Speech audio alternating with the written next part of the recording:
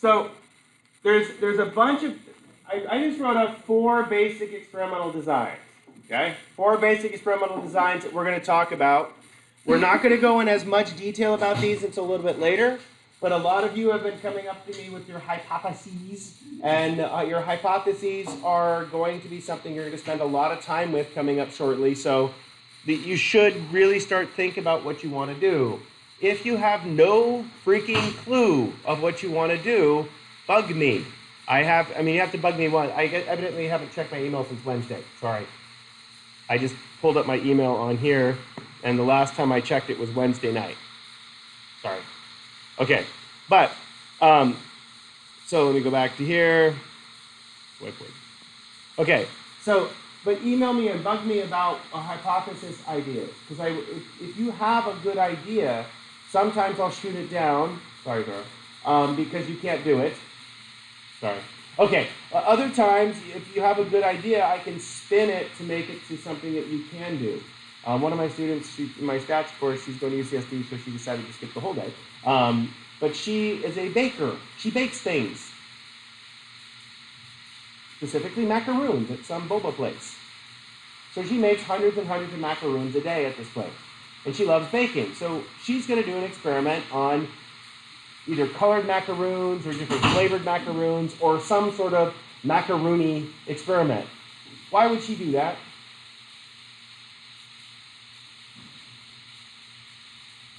What's the key rule for doing science? Make it fun. Well, make it easy. Yeah, parsimony. Do something that's easy. Don't try to, the Afro-Justice scale. Don't try to do something to change the world's problems. It'd be great if you could, but this is a introduction to research methods course, 100 level. So 200 level technically. But so don't try to reinvent something really crazy and exciting. Do something silly. Okay, do something small. And because she makes macaroons all day, is it easier for her to make? Let's see, if she needs 15 subjects per group, she has 2 different flavors, she needs 30 macaroons. That's 2 trays in her job. Really easy for her to actually dump a few extra macaroons through. Her boss even said it's okay if she wants to see if they'll sell. And then what can she do? Count the number that have sold. Super easy, high degrees of freedom. Lots of people buy macaroons at whatever boba place that she works at. So it's a really good, simple experiment. Now, should you make ones that taste like poo? No. Really pretty ones that taste awful? That would be entertaining. Will people take a second bite if it's really pretty? It tastes bad. Cool. But it's so pretty. Okay. So, anyway, so one of the things that you can do is, Michelle just came up to ask about this, is what if you wanted to study what's called a case study? What is a case study?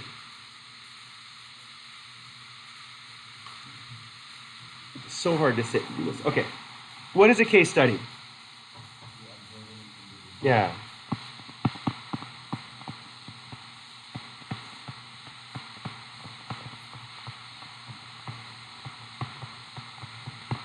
So single subject observations are good. Make sure you tell the subject that you are studying them. Otherwise, it's called stalking. Quit it. Okay. Single subject observations. Single subject observations are, you have to be very systematic and unobtrusive. In other words, if you sit and follow them around with a clipboard all day, is that going to affect the way that they behave? Well, you can't just put someone in a case study without letting them know that you are doing a case study.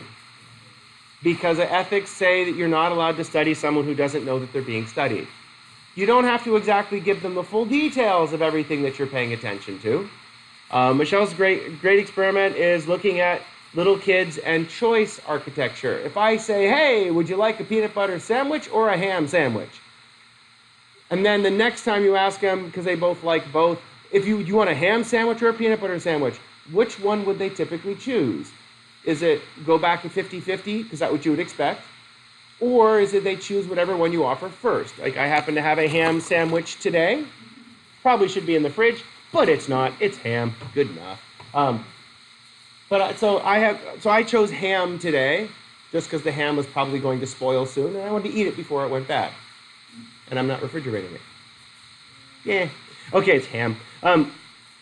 So simple observations. You ask the child a question and see what the child answers. Doc, how would you document that? How would you empiricize that? It's really easy. Write it down. Okay, so it's super easy. Write it down. And it's even better if you have video. Record the child making it so that you can write it down and then someone else.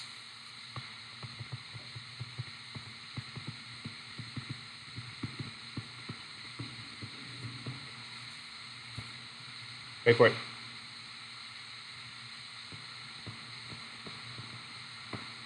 It's direct versus indirect observation. Direct versus indirect observation. So sometimes, this is what I think we've mentioned this before, but two of my students watched their kids' class. Have I talked about this experiment already? Yeah, the strawberries versus the cupcakes. Yeah. One of my students, her daughter was in a second grade classroom, and she was the room mom. So whenever there was a party, she organized the party. So in the morning, she would one day she walked through with a plate of strawberries and grapes. One morning she walked through with juice boxes, and one time she walked through with cupcakes. And then her and one of the other students in class sat down and counted the number of times the kids were disruptive throughout the class. So knowing you're going to get cupcakes, did that increase disruption?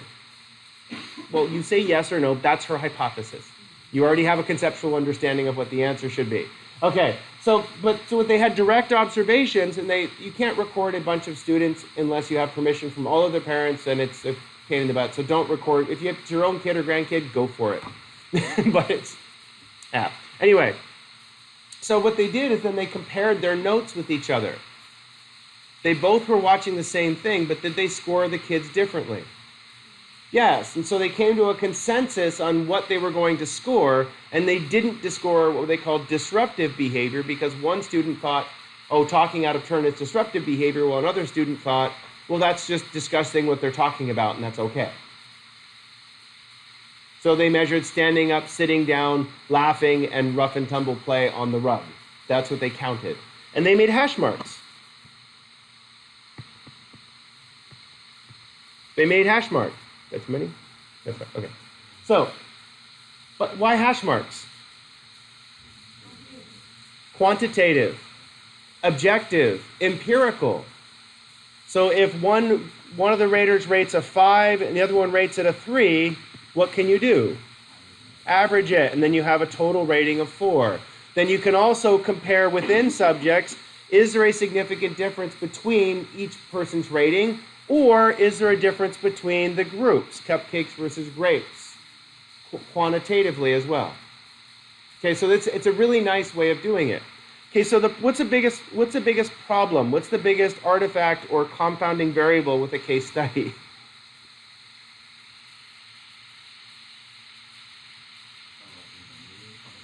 But you're not trying to represent a population with a case study.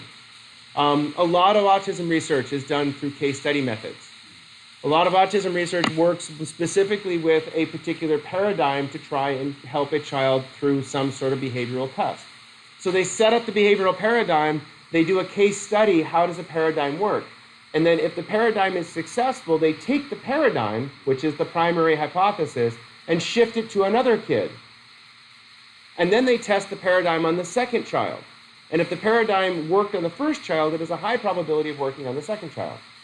And so I'm moving a big, my brain's like a log. I'm moving the log from one person to the next person. You follow the paradigm through. The same thing is like when you write a good method section, you are telling someone how to do the experiment.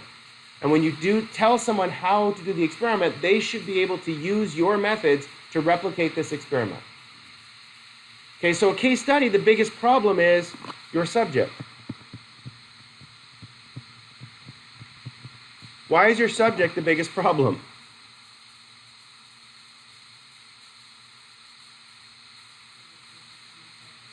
But that's not a problem because, again, your case study is working on, you have the idea, so you're going to test this subject over and over and over again. What if they quit? No study. With only an N of 1 and it crashes and burns, you got nothing. Not a thing. You're done. But you're doing multiple observations with one subject. Yeah, so what you're doing is you're still collecting a lot of observations, and you're looking at the sum of the observations, not necessarily the sum of a lot of different people. When you look at a lot of different people, that's called a between subjects design. Remember, when I go back up here and look at the within groups, this is number of observations, number of data points. So if you're doing a case study, do you want to just measure them once and say, I'm done? No, because that's not enough degrees of freedom. It could just be a random choice. There's too many artifacts, there's too many confounds with a particular choice. What if the kid has had peanut butter sandwiches 16 days in a row and you ask, do you want a peanut butter sandwich? Kid's like, no. My son is a creature of habit. He likes the same lunches for cycles, and he'll go, I want this, and he wants the same thing every day. And Wednesdays he has pork dumplings, but the rest of the days he has the same thing. Usually it's a croissant with Black Forest ham, crap cheddar cheese, not good cheese, but like Kraft American, whatever that plastic cheese is, and a slice of iceberg lettuce. Why is there ham and crap cheese and iceberg, it's not iceberg, this is romaine, but why is it left over? My single subject changed his opinion this week. I want pork dumplings every day this week. Fine. They stink when you heat them up, but they're good. Pot stickers? Yeah. 2 little packets of soy sauce, a fork, a thermos. Here you go, kid. Eat up. He likes it. Anyway. So again, the problem is if your single subject quits, you got nothing. What if there's a radical change in your single subject? What if your single subject gets sick? This happens a lot with autism research. Grandparents. Parents in general. So other factors, those are serious confounds when you're studying, and that's why, in fact, most of the people that I've talked to who work with autistic kids, they work with the parents more than the kid. And it's so important because you're training the parent to train the child. The same thing as when we have the behaviors in class. Hopefully the narcotics dog is going to come and talk to them. And when the narcotics dog comes and talks to the class, the handler's job is to learn how to use the dog. The handler is the one who has to go through the training. The dog can learn this no problem. That smells like drugs, that doesn't smell like drugs. Got it, easy, got it, good. The handler has to do what? The guy holding the dog, or girl. Has to read what the dog wants. Has to know the difference between burrito, bad guy, and meth. Because for the dog, it's the same reaction. Burrito, yeah! Meth, yeah! Bad guy, let me bite him. Actually, you can tell the difference in the dog's face is that they bare their teeth when they're going to bite something. So when they see a bad guy, they're like, oh boy, and get this big creepy smile on their face. Because what are they bred for? Bite the bad guy. So who's bad guy? Whoever the police points him at and says, bite that guy. The dog's like, that's a bad guy? I'll get him. Yeah, they just say, sick. That one. The dog looks, he goes, that one? That one? Yeah, okay, good. So when they say stop, I'm going to release the dog. Stop. Just saying. I've seen that. Not good. Okay. So you can do a case study. Case studies are really good for this. But you just have to be aware that when you set up a case study, you're going to run into problems. The hardest part really in a case study is the operationalization of your behaviors. So if you are going to do a case study, what we'll do is in class, I will have you practice with a student. You will practice as if the student is your subject. So that's why the 2 students that worked at elementary school, they went in and did a test run about a week or two before they started. They went and made observations of the class just to see what it's like trying to observe. Initially, they had 10 different things they were looking for. They couldn't go back and forth looking at all the things that they were looking for. And so they narrowed it down to 5. Then they narrowed it down to 3 because they completely disagreed on the disruptive one. But again, that's really important. That's setting up your experiment properly. And again, at the end of the semester, does it matter if you actually find anything meaningful? No. As long as you pay attention to the way that you collect data, that's what's meaningful. Okay. So a quasi-experiment. Most of you will do quasi-experiments. I highly suggest doing quasi-experiments. Okay, a quasi-experiment's not a real experiment. That's why the word quasi is there. Okay, a quasi-experiment is very simple.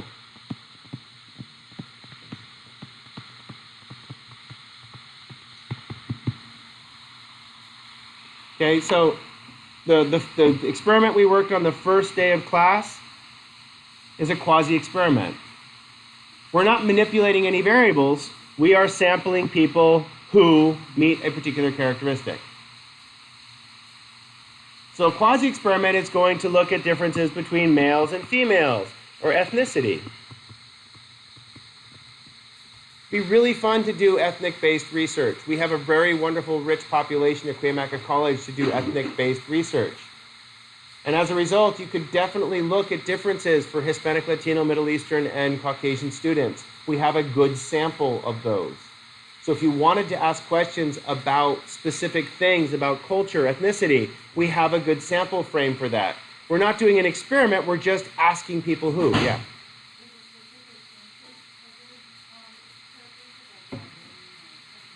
Yeah, so it's funny, a lot of people like video games, that's what Thor and I were talking about also. Not a lot of college students play video games. Well, I know some of us do, but not everybody does. I mean, I actually haven't sat in front of my son's Xbox since the summer, but I love playing racing car games on the computer. But at the same time, how come I don't? I don't have time. I don't have time to do the things I want to do, let alone play video games. Okay? And so the only time I get to watch TV is when I'm doing laundry. Ugh. Okay. But, so when you're trying to, if you want to look at things like video games, I can send out a sample survey home. How many people in here play video games? How many people how many people, how many people don't have a cell phone? One of our history professors does not have a cell phone. It's crazy. Because he doesn't need one. And he's lived his life without one. He said, you know what? I'm just going to live my life without one. I'm not sure if David is married or not. Let me ask Google. Is David Solomon married?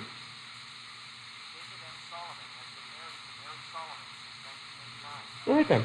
Okay, so what? I don't know if it's the right David Solomon. It doesn't really matter. Probably not, because I think the David Solomon I'm thinking about was probably like 6 in 1989. But that's not important. Thank you, Google. Okay, it was funny at least. Okay, so, but again, so the way we change the experiment of playing video games is we look at the number of times per minute that you all touch the damn phones. So I mean, my daughter, it's hilarious when she's studying. She's like, study, study, study, study, text. Study, study, study, study, text. Study, study, study, text. And it's like, we look at the frequency of Snapchats and texts and sideways head photos that she takes. And we look at all those things and we try to, is that affecting her studying? Well, again, your brain says, obviously. But maybe it's not. Maybe old people, your phones are distracting. But what about young people? Maybe they're adapted to it. Again, that's a quasi-experiment. And a quasi-experiment is you ask a survey. How many people say my phone is constantly on, if my battery is at like 7%, I start panicking. Okay? Versus other people, it's like, what's your battery status right now without looking at your phone? 87. I didn't look, let me see. 49. Ooh, I didn't plug it in last night. Living life on the edge. Okay. Usually at this time of day, it's around 87, close to 90%. But didn't plug it in last night. Depending on the N. So if you wanted to try and publish this, you have to have a large N for quasi-experiments, because quasi-experiments are noisy data. Noisy means a lot of confounds and a lot of artifacts. If you don't ask the right questions, that creates artifacts. If you don't, it creates noisy, plato-Kurtic data. Where's my plato-Kurtic? If you don't ask the right questions, you get data with huge amounts of standard deviation. You can't make any parameters out of that. You can't make any guesses about populations out of that. You won't find any significant differences with deviations that are really high. Okay? But what we do find is that how would you make a good quasi-experiment to be useful? So there's something called the Center for Disease Control. They have databases online. You can find databases about gonorrhea. You can find databases about pretty much any sort of gross and disgusting thing that you could possibly think of, you can find databases on. And they have databases that have personal characteristics. It made you check your battery now that I talked about it. What kind of plug is it? Is it an iPhone? Oh, no. Oh, okay, sorry. Yeah, that's because you push the box. Some people, if you pull the box out and go to the table, it won't do that. CPU, yeah. Okay. I speak computer. Okay. So with this, you can go and find what's called archived data. In archived data, you have very large N's. Center for Disease Control has a ton of databases online that you can go and look at. The National Institute of Health is the one that I have for the high school data. Tons and tons and tons of data on it. And you can ask questions. That's what we found out about milk drinking. Because the N is so high, then we actually can start looking at real things, because they also ask 1,000 other questions, and you can start really narrowing it down to exactly what it should be. But I don't expect you to use archive data. It's fun. If you really like statistics, archive data searching is awesome. It's really, I really like it, but I don't expect you guys to do that. Okay, so there's a within subjects design. Within subjects design. Oh boy. What is a within subjects design?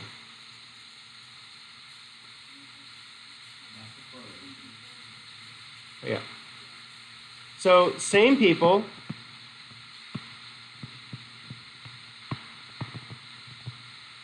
Different manipulations. It does get complicated, but it's very useful for a couple reasons. So if you were running a true experiment where you're manipulating an independent variable, you have more than one independent variable. We did a within subjects design with the bicyclist crash. It's within subjects. I gave the same subjects both primes. Same subjects, both primes. The same subjects, different manipulation. And so we call it A, B, A design. You could do A, B, C, A, B, D, whatever you want. But, so here's manipulation 1. Here's manipulation 2. And then you do what? Manipulation 1 again. What are you looking for? What are you looking for in a within subjects design?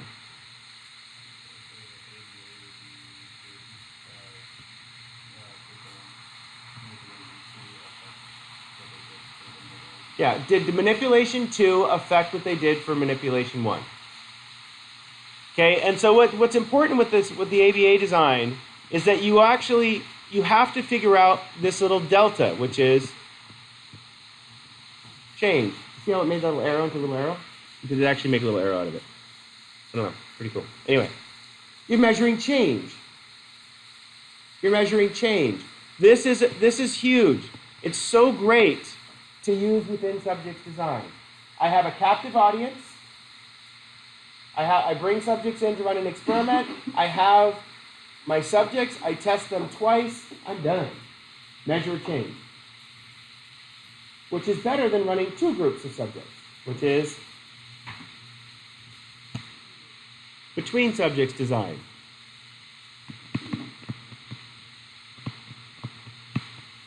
Two groups of people. One group gets A, the other one gets B.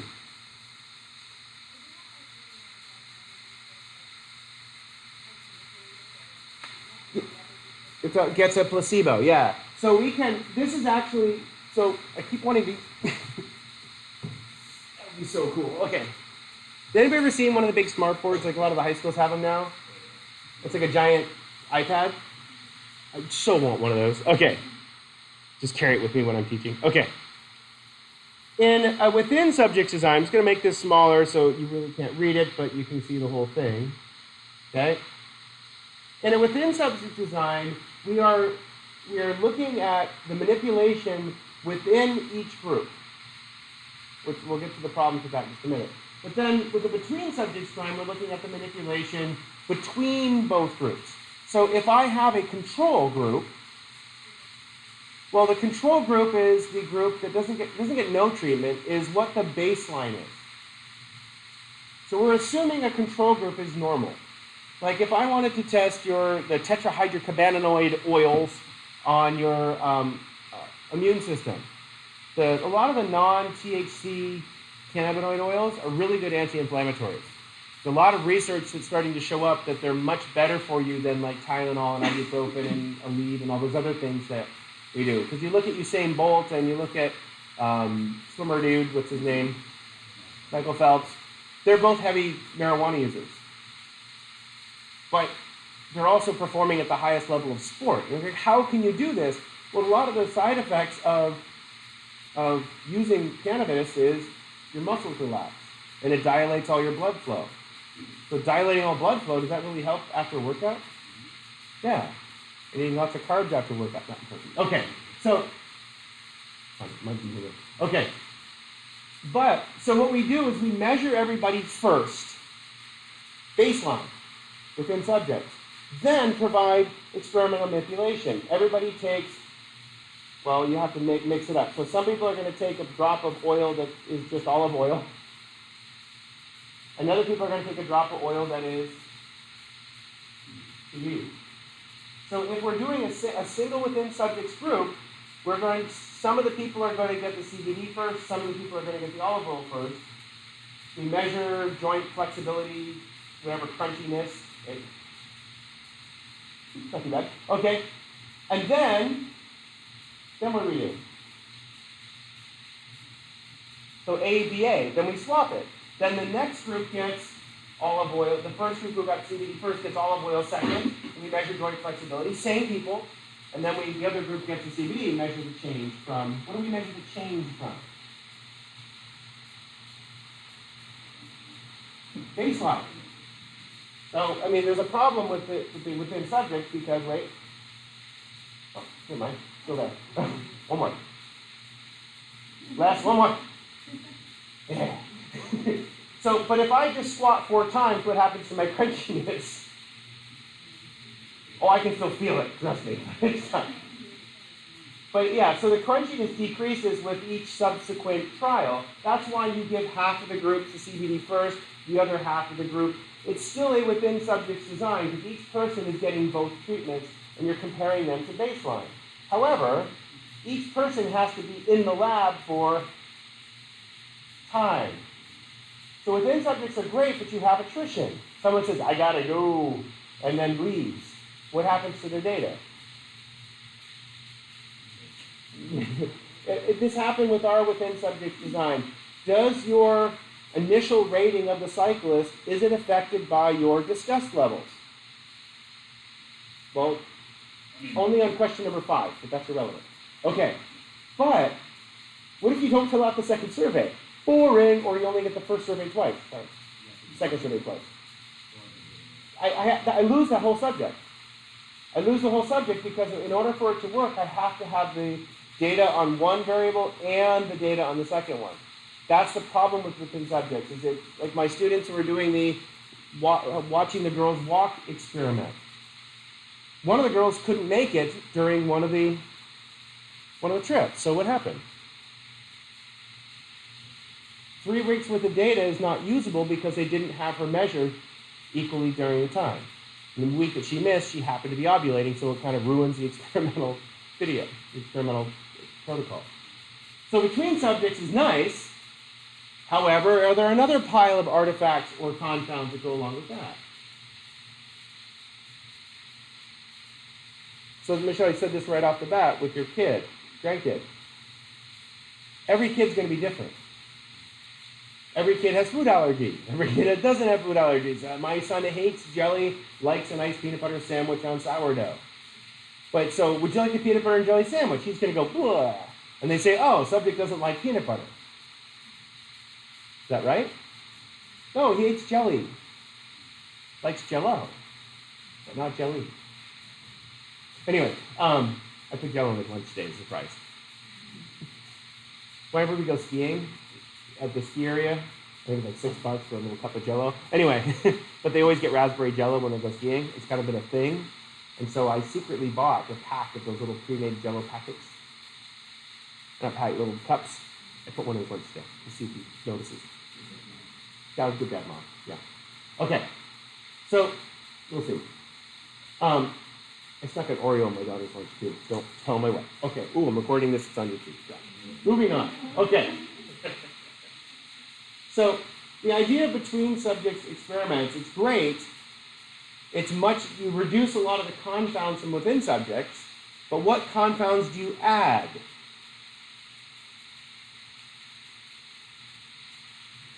What happens to your n between groups? Your n is either split in half or you have to double your subjects. So within subjects, if you have 15 subjects total, within subjects design, you've got your experiment, if they all go through it. Between subjects, you go from 15 subjects to now 30 subjects. So with 30 subjects, you increase a whole new list of confounds, like individual differences. I don't like peanut butter. Oh, that affects my result. I don't have a phone, David. So that affects his result. Okay? So what if you don't realize how often you're touching your phone? Or if you're one of those people that have the Morse code in your back pocket, so you butt feel what you're getting messages are getting. Zzz, you know, zzz, zzz, text. Ding. Now, I don't have not much sensitivity for that, but maybe when I was younger. Well, yeah, so your smartwatch. Luckily for the college population, not too many folks have these smartwatches because looks like a watch. No, it's not. No watch. Better than a watch. I do miss my watch, but why carry a watch? That's why people have watches now. Yeah. Anyway, so getting back, the whole point of you trying to come up with a hypothesis is you want to pay attention to these different types of methods. Can you do what's called naturalistic observation? What would anybody come up with an idea where you could sit and watch people in the wild and come up with a hypothesis? There's actually a really good one that you can do that 2 of my students did last semester, but their N sucked because they were not very diligent.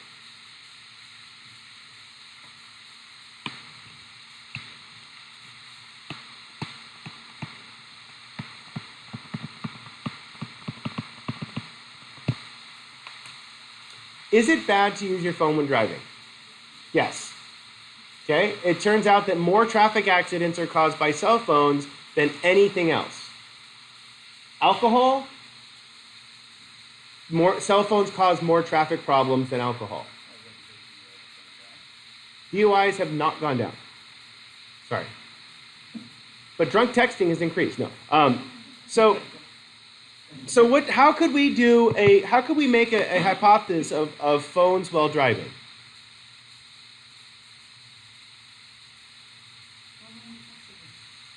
Okay, so she just went through archival data, quasi-experiment. I go to the police department's website, I look at crimes, accident statistics, all the data is publicly available if you go look far enough. They dig it down pretty deep. We did an experiment in a couple semesters ago about who gets shot more. White people get shot more than anybody else because there's more white people. So we look at the rate of being shot. Turns out that disproportionately, who gets shot more? Black people. We don't care where they're from. We just identify them by their color, sadly. But it turns out that in Ferguson, Missouri, 85% of the people that were pulled over were black. 15% of the people that are pulled over were doing something wrong. Well, so if you're doing something wrong and you get pulled over, that's what we call a correct hit, right? If you're not doing something wrong and you're pulled over, it's because, well, in Ferguson, it was because you're black. Like 15% of the people that were pulled over were white. What percentage of them were doing something wrong? 99.7% of people were doing something wrong. So why did they get pulled over? They were doing something wrong. Same percentage of people doing something wrong who are African American got pulled over. But 85% of people pulled over were African American. And so when you start looking at, that's naturalistic observations, where it's not doing an experiment, all we're doing is reporting data. That's all my students are doing right now in my statistics class. It's just reporting data, showing who. But so you can easily do this. It's hard to do while driving, but just keep a tally sheet in your car. And what do you have to write down? Well, you write hash marks down, but what kind of things do you need to code? Yeah, so talking, looking, texting. What other behaviors on phone? Yeah, music.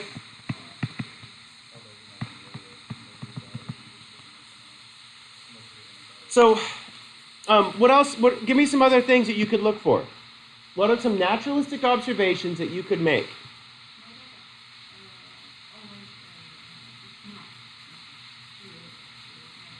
Okay, yeah, okay, so selfies. I don't do that. Yeah, there's a little ridge in the back of our steering wheel, the plastic's starting to peel apart. It drives me nuts, so I don't use my left hand on the steering wheel. Because every time I put my hand there, my finger hits that little ridge. One of these days I'm going to take some sandpaper and sand that little ridge off. But the van's about to turn 100,000 miles, and I haven't done it yet, so. I have a question. If you're doing that experiment for long driving, wouldn't you have to record the people that are not on their phone? Okay, why? Okay, wait. So it depends on the hypothesis and the research question that you're asking. If your hypothesis is how many people who drive by are on their phone, you count the number of cars driving by and you make a pie chart.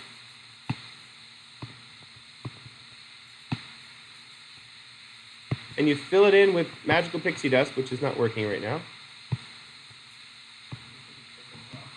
Oh. Or it just crashes altogether. Thank you. But luckily, through the magical modern miracle of science, it automatically saves as it goes.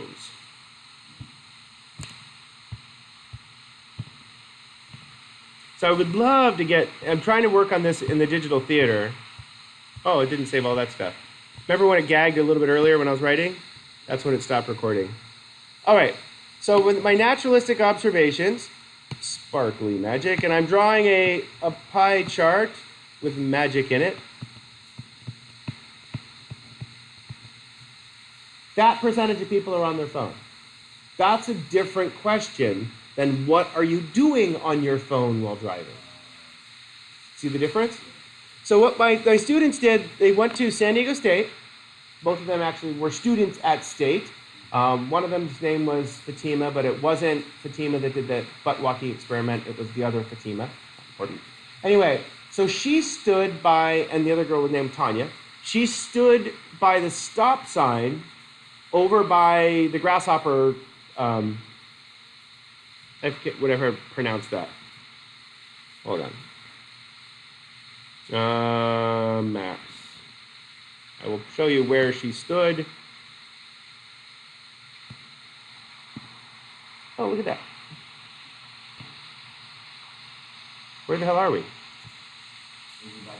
University of Arizona. What University of Arizona?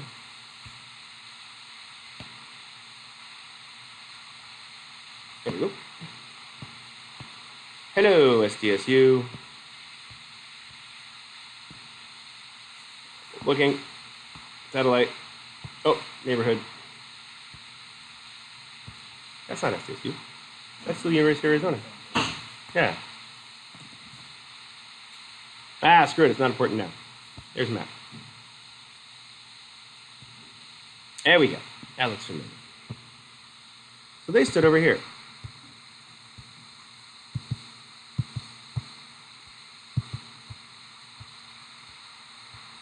Do. Where's my little Google guy? Or girl, whatever she is.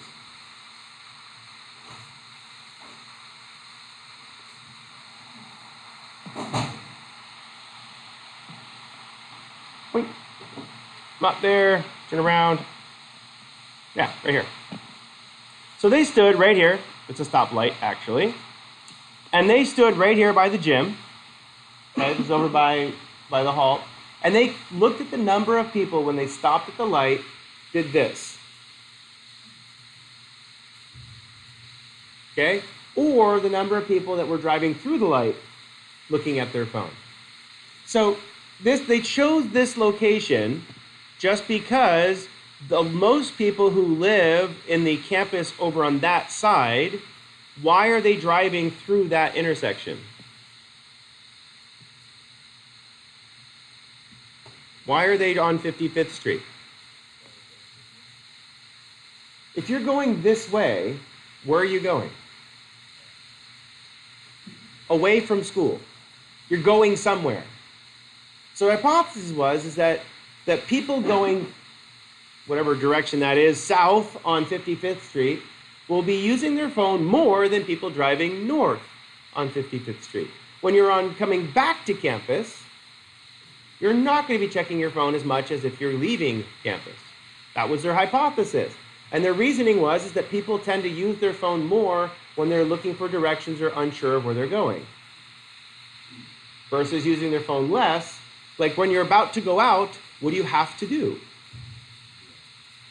Directions, but you got to coordinate your posse and you got to figure out all your groups and who's picking up where and when and who's buying the drugs and I'm sorry. Now, so it's SDSU after all, but let's see, let's zoom in real quickly. Is that person on his phone? No, okay. So we could go in and you could start watching. You could even set up a little video camera and start watching if you want to. Please do not record people without them knowing it. It is illegal. Moving on. Yeah, you're not allowed to just videotape people in public. It's an invasion of privacy.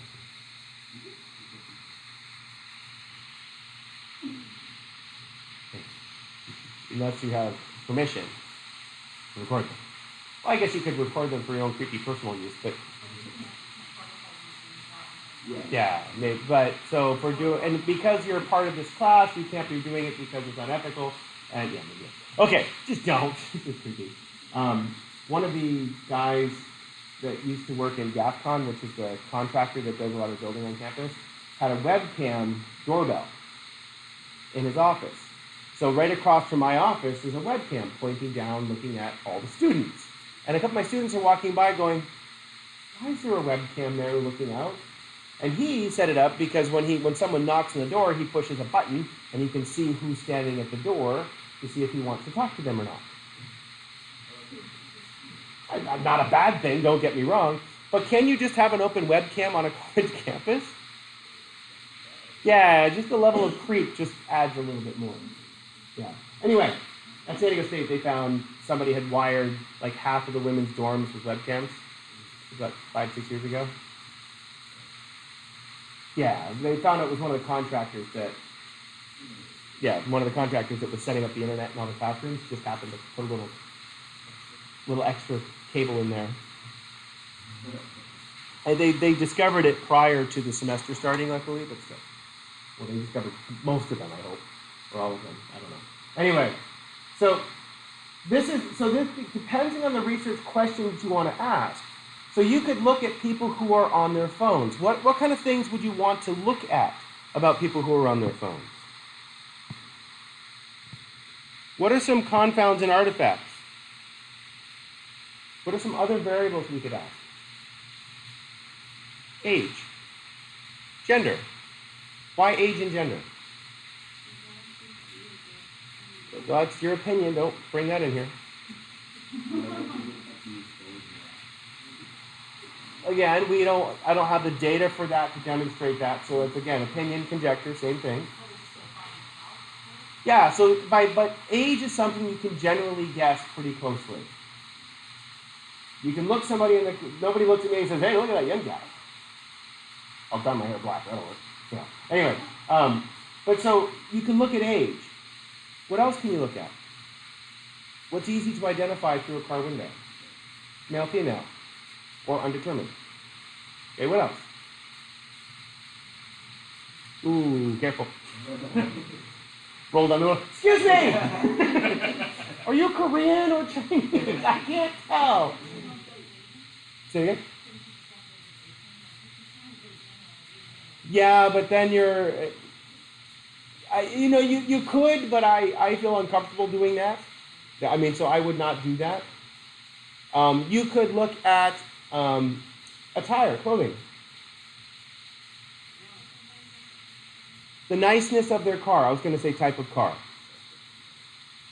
Yeah, not legal in California yet, so be careful.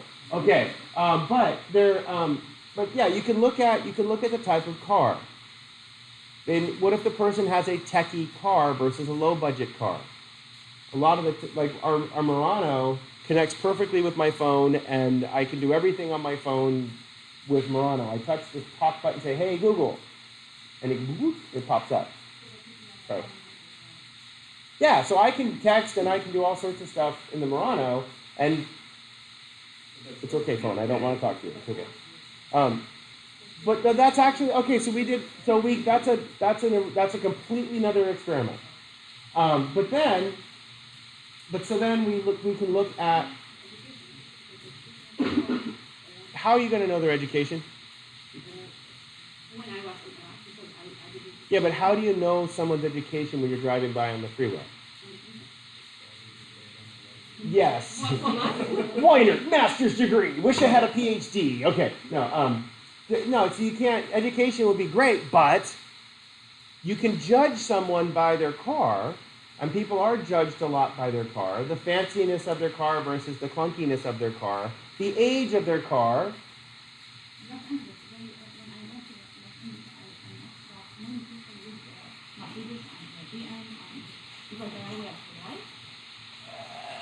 Well, no, because you got to be careful of judging their wealth by their car, because a lot of people will lease a car.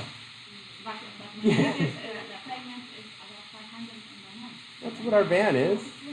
But that's what our minivan's $490 something a month. This is the last month we're paying it off right now. Okay, buying my daughter a car. Damn.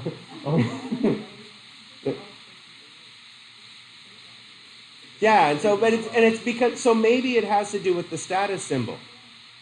Yeah, they want to show. I mean, you'll live in a hovel and drive a nice car, and a BMW costs the same as a Honda Accord, so you can. Yeah, that's again hard to judge while creeping through the window of their car. Just saying. But one of the things you can do is that the person's doing this versus doing this. Yeah, who does that? Anyway, well, sometimes if it's a bad connection, I'll do that because I can't hear what they're saying.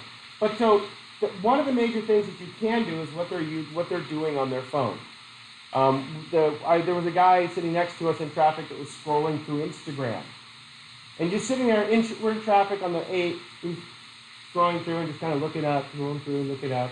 I'm like, wow, is that bored? But, yeah.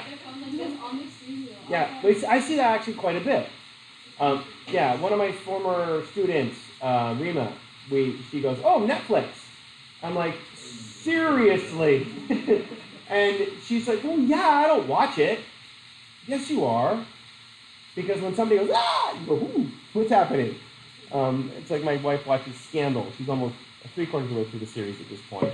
It's like someone's either getting murdered or having sex. It's hard to tell from the other room, but it's lots of people getting murdered in that show. No, it's terrible. Horrible. Okay, but I sit in the other room.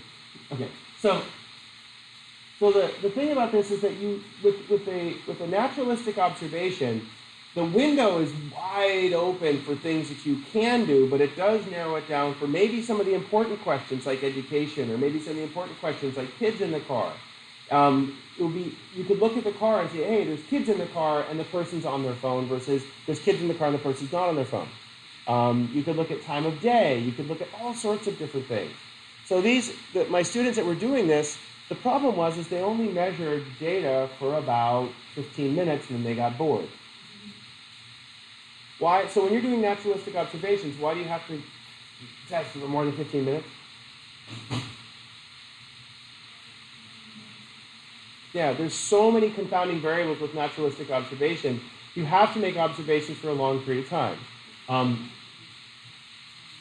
Yeah, your N has to be high because the data is very noisy. So you have to have there's so many possible variables. There's so many between group variables. You need a lot of data in order to substantiate it. It's not hard to collect the data. I mean, if you have children, just hand them the clipboard. My son and I were playing this stupid game of trying to find all the license plates in all 50 states. In San Diego, it's a really good place to do. We just got Kentucky, Wednesday night? Wednesday night, we got Kentucky. Woo. Including Guam and Puerto Rico, bonus.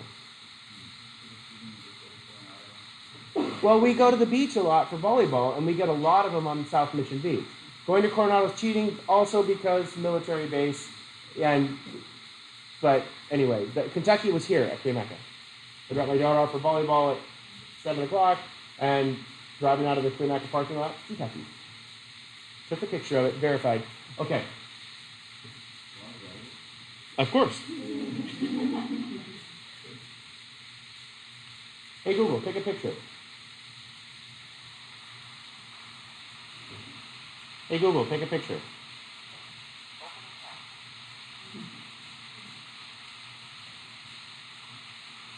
Yeah. So it's one of those things where in the hands-free device, if you have your phone set up, the thing that bugs me is when people have their iPad like right below their mirror. Anybody seen this? Yeah. So they're like, it's like an Uber driver or something, and so the rear view mirror is here, and there's like the Samsung Notes basically right here. Yeah. And I'm like, how do you see? Like, where's your phone supposed to be in the hands-free device? Well, yeah, it's right below the level of so you can still see the map while your periphery is still looking around. You can also measure the number of times that someone looks down. That's what the police officers do, is they look at the number of times that people look around. But then there's Kentucky. Okay, that's your car. Sorry for stalking. I didn't mean to. Person looking nervous that I was taking pictures of them. Okay. Isn't that pretty?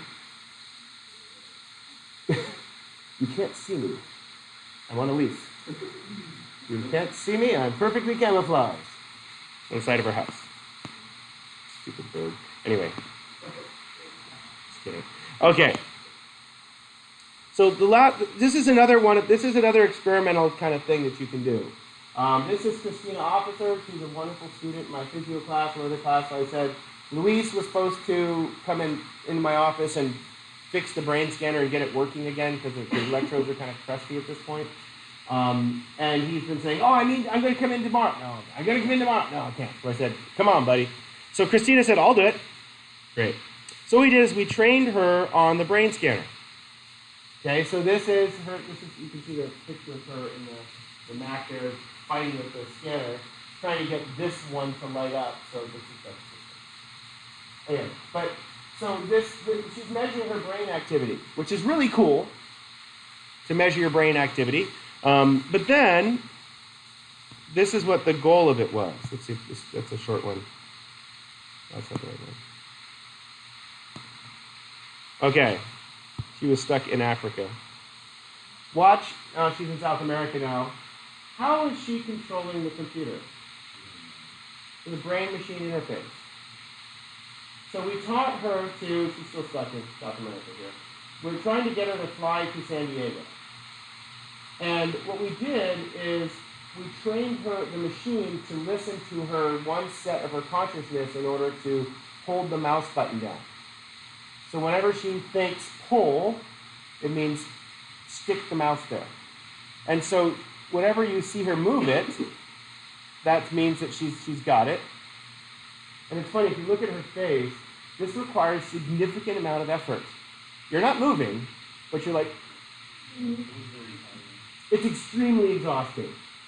Okay? So then, go back.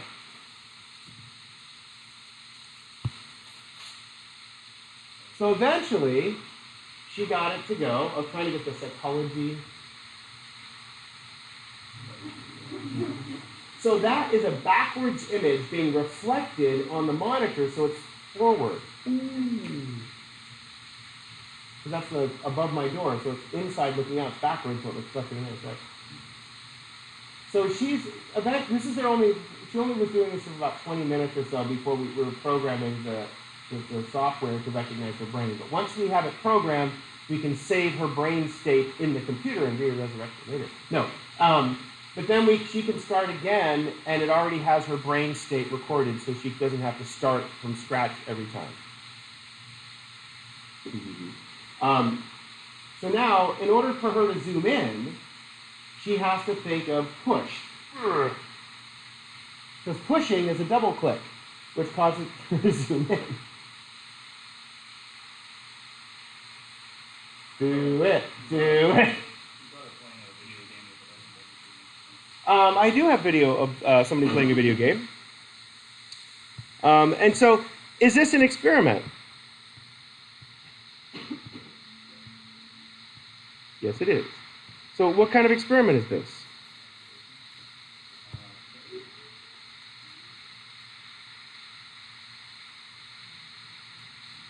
So this would be a case study.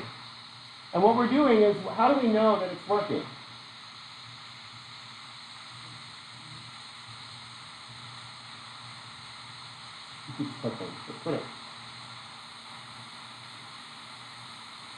Okay, so he's got the brain-machine interface on, and this is actually part of the experiment. Is I didn't tell him how it works. He doesn't know how it works. Okay, so I'm gonna turn on the brain-machine interface in a second. I have it off because if it's on while he's watching this, it's zigzagging all over the place. It's really hard to click and type.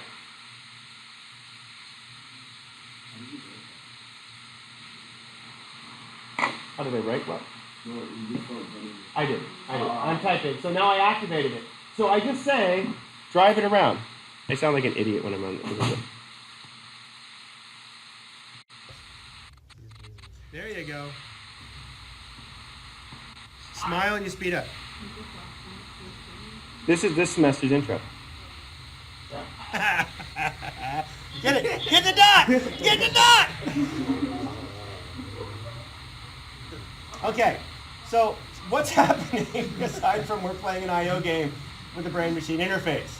It's an $800 mouse is what we're talking about. Watch out. There's the big guy. He's got your name on him.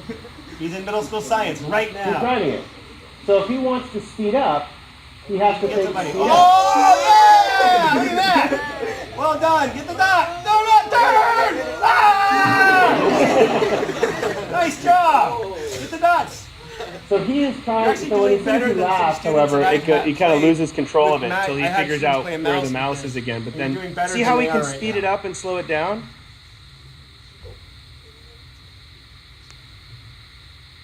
So what's cool about this is he dies in a few minutes, but yeah, they're $800. I'm writing a grant to get 2 of them so we can. My goal eventually is to play. You can record that up to 7 keystrokes. It requires probably about 2 or 3 hours worth of training to get your brain to recognize 7 different keystrokes. Well, with 7 keystrokes, you can play Fortnite. And so I happen to have Fortnite installed on this machine. Okay, and so because I can install Fortnite on this machine, I can then have 2 students play Fortnite. Or I could have them log into the server and play Fortnite against real people. How are they playing? Okay, not their mind. The mind doesn't exist. The mind is perspective. The brain. But they're using their thoughts, and they basically are growing a new limb. They're growing new. Yeah, no, it's neat stuff because with this brain machine interface that I have is 10 years old. And what I was fighting, Anna was laughing at me trying to do the stupid code on the computer. There's open source software that's written. I might require you to do this for me. There's open source software that's available that I can actually use the brain machine interface that I have to do real EEG research. And what's cool is that it is very small subject size, very low subject size. We get 1 or 2 subjects to do this. But what do we get out of all those subjects?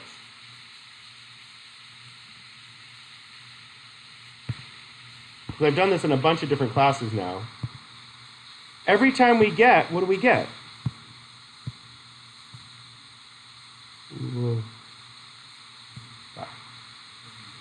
Data. So this, for her recording, for the 20 or so minutes that she was recording, I've got almost a terabyte of brain data. Yeah. But so I don't have the resources to store data from all of this stuff. I just don't have a machine that's big enough to store it. So what you do is you do block sampling, and you do within subjects trials, and you take a chunk, and then you take a chunk, and then you take a chunk, and then I can highlight a chunk and say, analyze this chunk, and then, but I don't know how to do that yet. I'm working on it. But when I used to do this research back when I was an undergraduate, we had a server that would dump all the data in, and then the server would analyze looking for patterns and consistencies in it. It's like looking at sonar. You know, they send a beam out, it bounces back, and the computer collects all the data. And then you have to sort it out and analyze it. Single subject, we can analyze the data. We got infinite number of data points to look at for a single subject. The point of me, somebody asked me the other day, because I was telling them about the brain-machine interface, and it goes, well, have you discovered anything new? And I said, no. How come I'm not going to discover anything new? Not spending very much time on it because of this stupid thing. Hello, I'm coming back from the groomers and I'm fluffy. Anyway. But no, it's because the people that are discovering the new stuff do research 24/7. So my goal in doing the research and playing with the brain-machine interface is not to discover something new and exciting.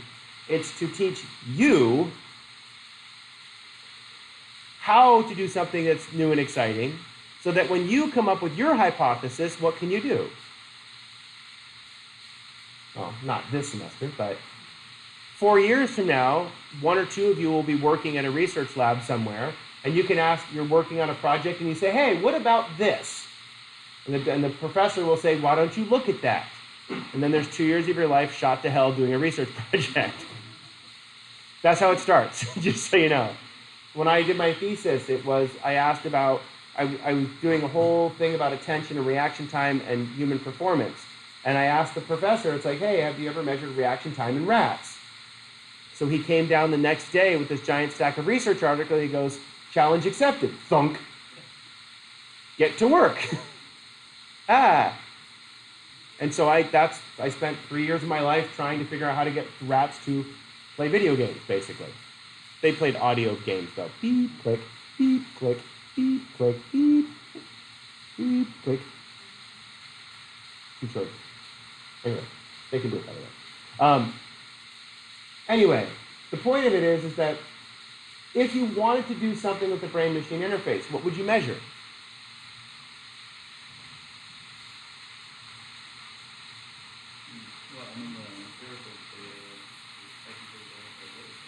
Yeah, but the empirical data technically there with the waves is we don't have the ability to analyze it yet. I don't have a machine that's big enough and fancy enough to, a computer to do it.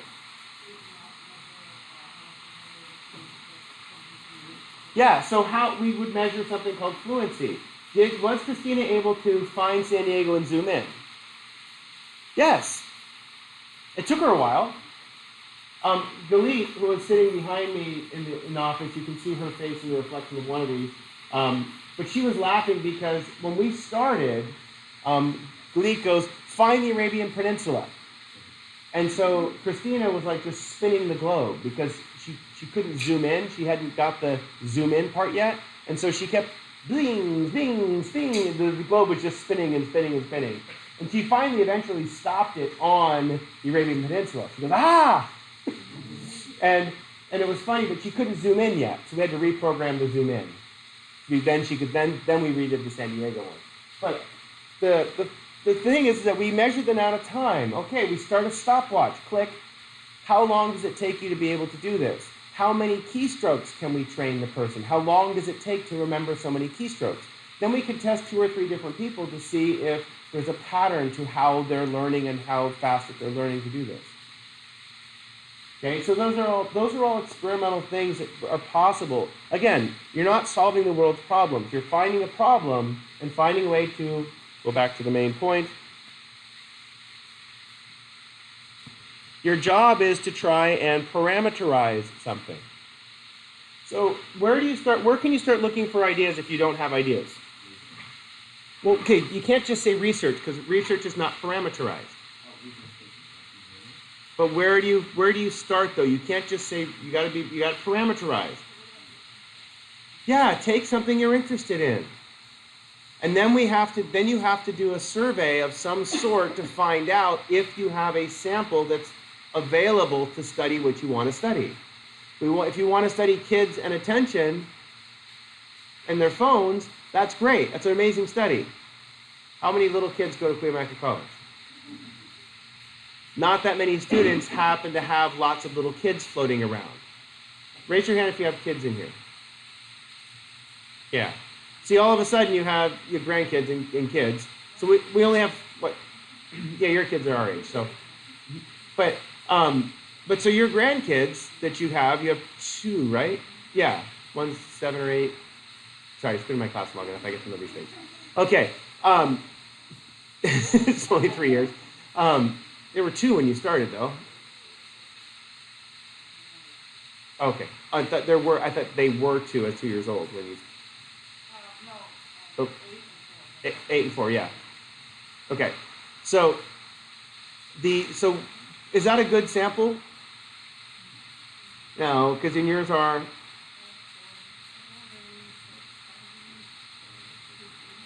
Right. So you've got a nice little sample right there, almost a soccer team.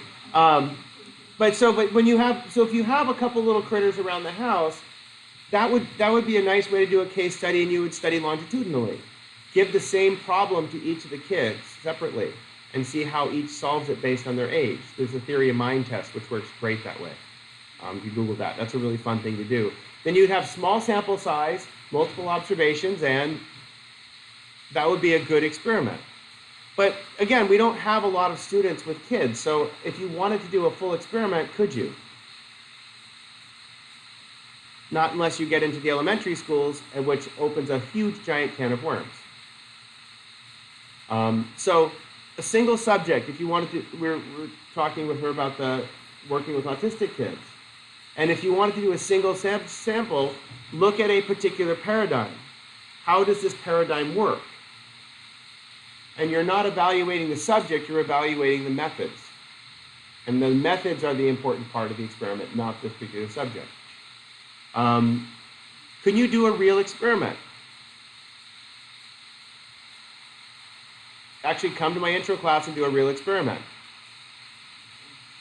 Holly, I can't remember Holly's last name, came into my class last year and presented she did a presentation in her microbiology class of gym germs.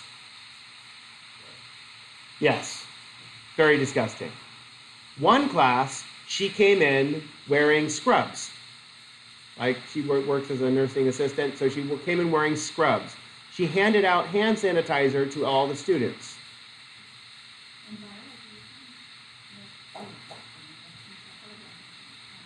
Yeah, okay, so listen to her experiment. She came into my class, introduction to psych class, wearing scrubs and carrying hand sanitizer and disinfecting wipes and handed them out to students. And then did her presentation about gym germs.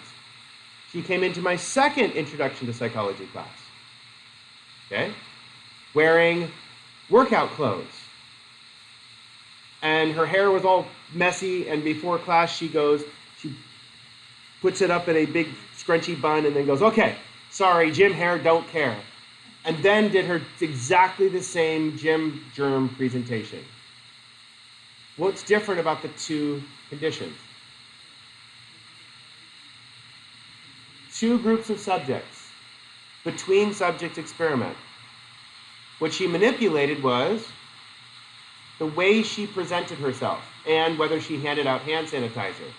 The other class, the third class she came in and talked to, she just wore her normal going to school clothes.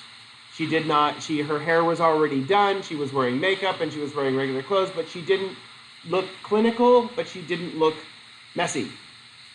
And she didn't make the comment. She said gym hair, don't care, and her hair was slightly damp because she actually just got back from working out, and so her hair was kind of gooey looking when she put it up the hair bun anyway. And students laughed. But so again, that's the effect of priming. So did most students react to the gym germs? So she sent home a survey. She goes, I'm sorry, the survey was supposed to be printed. It's not printed, but Mr. Weinert's going to send you the link to the survey because the survey wasn't printed. See how that works? So then she asked then she asked questions off the disgust inventory. The same disgust inventory that you took. If you were grossed out, what should happen to your disgust scores? They should go up. And if you weren't disgusted, your scores should go down. It turns out that messy Holly caused your disgust scores to go up.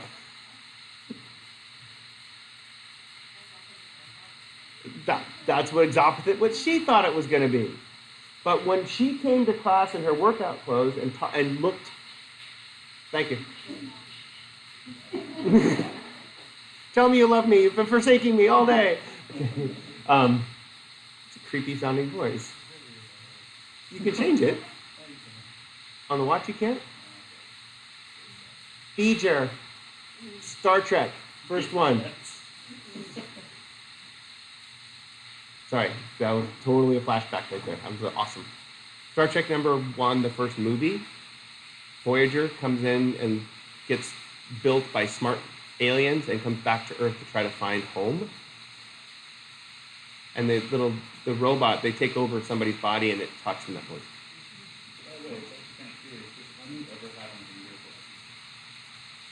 I'm loud. Very loud. Yeah. So we play the recording and see if it comes out of it. Okay. I got distracted, sorry.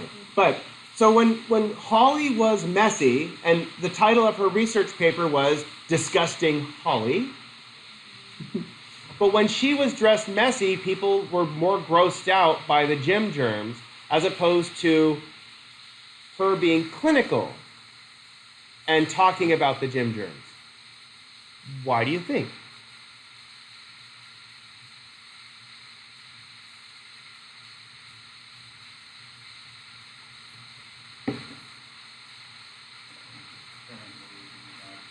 People think about hospitals, they think about suicide, stuff like that, well, gym. So we called it Disgusting Holly because when Holly just gets out of the gym and is all sweaty, every time she's talking about all the gym germs, where are they? on her, the gym germs are present where she is right there. But when you see someone in a clinical setting with all the cleanliness things, that person more sterile and the gym germs are something in the gym. That's the only conclusion that she could come up with. Why? Because the demographics between the classes were simple. Most of the confounds were relatively simple. But it was cool. That's a real experiment. It's a real experiment because, what did she do? A real between subjects experiment. So one class got a manipulation, the other class got a different manipulation. Okay, we did, a couple of my students did something called the size-weight illusion. Size-weight illusion is really cool. If you take two objects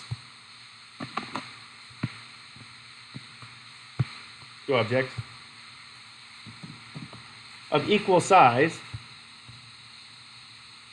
but this one is 300 grams and this one is 500 grams, which one feels heavier?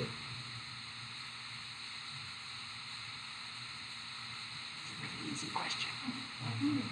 500 grams feels heavier. Ready for this? If I take a small object and a large object, they both weigh 500 grams. Which one feels heavier?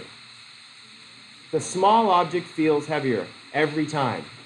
This is so frustrating because you're the one, we actually use Starbucks cups for this. Okay, regular Starbucks paper cups. Okay, put sand in them. Actually, they use salt. Because they couldn't find sand? I don't know. They use salt. So they filled them with salt. The Venti cup was filled with 300 grams of salt. The tall cup was filled with 300 grams of salt. Are the lids the same size in the tall and the Venti? Yeah, same size. Same size lid. So when you pick it up by the lid, are you picking it up with exactly the same finger pressure, density, everything else? But you pick up the small one, and you pick up the large one, you go, which one's heavier? Everybody says the small one.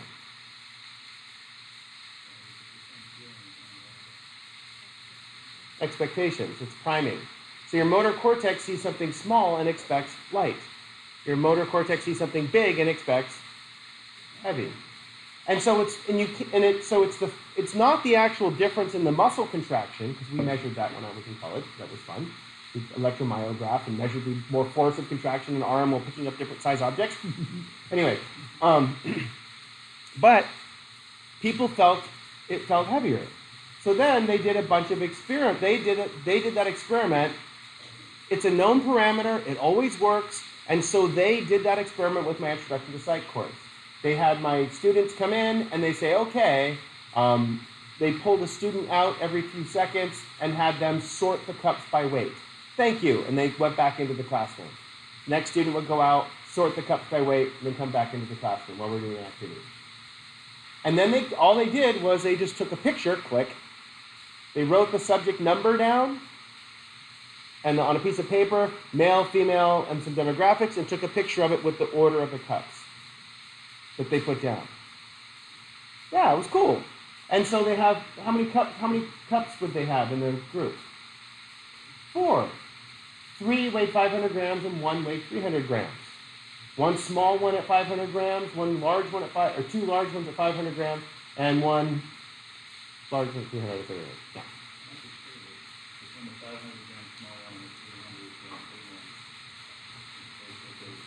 Yeah. So if you make a 300 gram small one, it's about the same as a 500 gram. Yeah, you switch it up. There's a bunch of different permutations that you start to do to balance it out properly. It is cool. And so, but they realized, how long did it take to collect 15 subjects? 2 classes worth. So they had to show up twice to the different classes to try to get enough subjects to have enough data to find a conclusion. And they realized how much time it is to do a real experiment. And then students walking in and telling their friends what they just did. Because the biggest problem with experimenting is you. So you have to say, please don't discuss this experiment till later. One of the problems with the Hawley experiment with the control group and the Scrubs condition is that some of the students were friends with students, the other ones, oh, we talked about gym germs, it was so disgusting, and on and on and on. And then when she came to the next class, students were like, yeah, we heard about this is disgusting. And so, yeah. So these artifacts, these confounding variables are going to cause problems. So your job is to try to control for them. Okay, so we only have about 10 or 15 minutes left. So I want you to try to start looking at hypotheses. And I have to use the little boy script. Okay.